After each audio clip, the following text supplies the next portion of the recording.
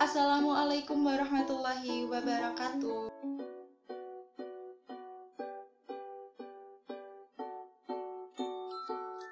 Milas Kamil ini adalah seorang mahasiswa yang suatu ketika ia ingin berangkat kuliah, ia mendengar perdebatan kedua orang tuanya yang bernama Robert dan Carlos, di mana mereka sedang mendiskusikan kandidat yang akan bersaing untuk presiden Asosiasi Murid Multikultur. Namun Milas tidak menanggapi hal itu karena kan itu tidak terlalu penting baginya. Akhirnya Robert memberikan 2 selebaran berisi kampanye milik Huig dan George. Yang pertama, Milas pun membaca selebaran milik Huig. Dalam selebaran itu, Huig menampilkan personal branding Huig dan daftar program kerja Huig. Huig juga menuliskan di situ bahwa ketika ia terpilih menjadi presiden Asosiasi Murid Multikultur, ia akan mensponsori lokakarya dengan pembicara dari luar agar para murid dengan beragam etnis dapat saling berbicara dan menghormati satu sama lain. Namun berbeda dengan selebaran milik George, di mana ia lebih menceritakan sebuah cerita pendek yang berisikan bahwa perempuan Afrika Amerika tidak dapat meraih perhatian sang profesor dikarenakan ia satu-satunya individu berkulit hitam di dalam kelas. Ia pun berpikir bahwa profesor itu telah mendiskriminasikannya. Setelah Milas membaca selebaran George, ia berpikir bahwa George benar-benar akurat tentang hidup di universitas. George telah memberikan Milas banyak pemikiran mengenai kenyataan ini dan Milas memutuskan untuk memilih George. Ditambah lagi cerita dari George yang telah membuat Milas merasa bahwa dirinya pun juga terabaikan di dalam kelas dan berpikir apa betul ini terjadi karena suku dan ia juga memiliki pengalaman dipertanyakan untuk opini hitam. Paradigma naratif mengedepankan kepercayaan bahwa manusia adalah pencerita dan nilai-nilai, emosi-emosi, dan pertimbangan estetik menjadi dasar bagi kepercayaan dan perilaku kita. Dengan kata lain, kita akan dipersuasi oleh cerita yang baik daripada argumentasi yang baik. Asumsi-asumsi paradigma naratif menurut Fisher, yang pertama adalah manusia bersifat pencerita. Paradigma naratif mengasumsikan bahwa karakteristik alami pada manusia berakar pada cerita dan bercerita. Cerita yang kita dengar, kita lihat secara tidak langsung akan menggerakkan kita dan membentuk dasar kepercayaan serta aksi kita. Yang kedua, keputusan mengenai nilai sebuah cerita berdasarkan pada alasan-alasan dan penalaran yang baik.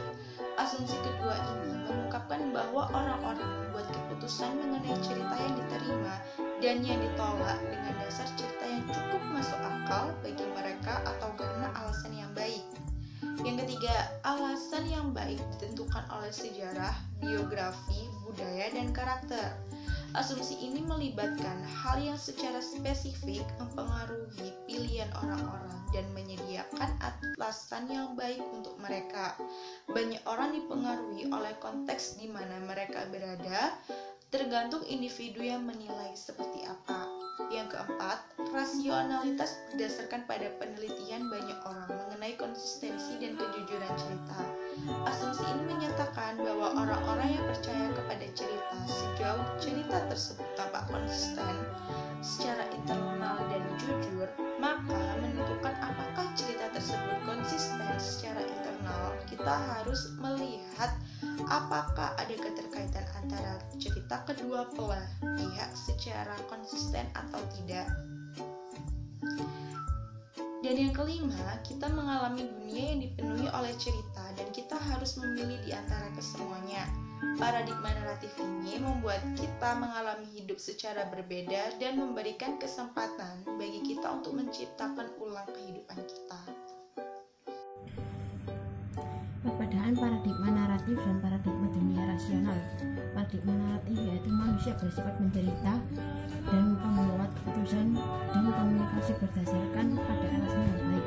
Dengan paradigma dunia rasional yakni manusia adalah makhluk rasional dan membuat keputusan berdasarkan pada argumentasi.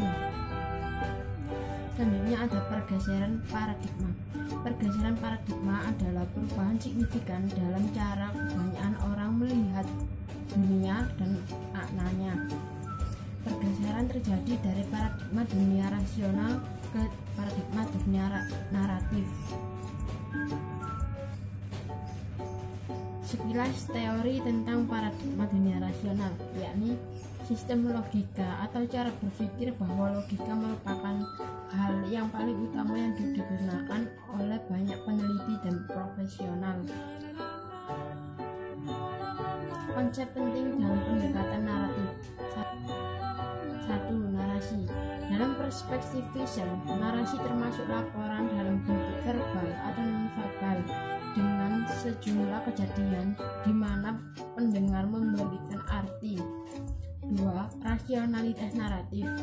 Standar untuk menilai cerita yang dapat dipercaya dengan fakta aktual atau apakah semua fakta relevan.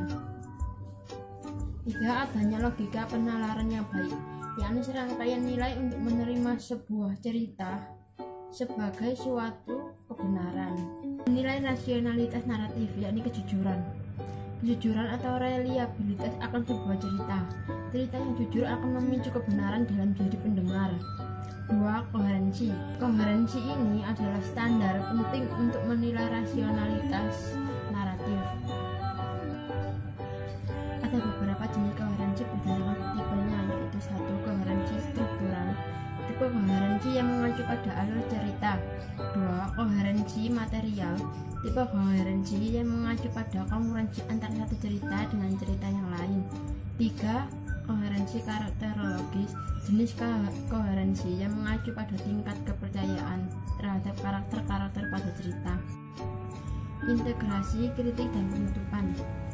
Integrasi berisi tradisi komunikasi, konteks komunikasi, pendekatan untuk mengetahui, dengan kritik yaitu kriteria evaluasi. 1. Ruang lingkup dan kemungkinan pengujian, yaitu paradigma naratif terlalu luas. Pada dasarnya berfokus pada klaim Fisher bahwa semua komunikasi adalah naratif. 2. Konsistensi logis. Paradigma naratif dipersalahkan karena gagal untuk konsisten beberapa klaim yang dibuat oleh Fisher. 3. Utilitas atau utilitas. McClure berargumentasi bahwa paradigma naratif adalah sebuah teori yang konservatif karena fokusnya pada kejujuran yang realitanya menjadi rasionalitas.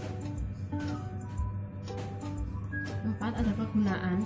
Paradigma naratif memiliki kritikus yang menemukan teori ini kurang berguna karena suatu hal yang mereka sebut sebagai bias konservatif.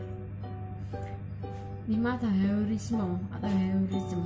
Fisher telah memberikan sebuah paradigma baru untuk memahami sifat dasar manusia, tepat terletak di dalam wilayah simbolik dari komunikasi.